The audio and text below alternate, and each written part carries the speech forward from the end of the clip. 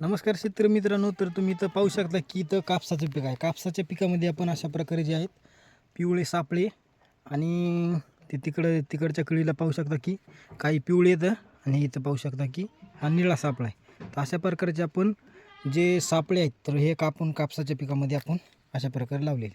तर जे इथं कापसाचं पीक आहे, कापसाच्या पिकामध्ये जे सापळे आहे, सापळे लावण्याचं कारण म्हणजे आपल्या जे कापसावर कशा प्रकारचा रोग आलेला आहे तर त्याचं नियंत्रण मिळवण्यासाठी आणि आपल्याला कोणत्या प्रकारच्या आपल्या कपाशी पिकावर जे आहेत ते कीटक आलेले आहेत तर ते तपासण्यासाठी.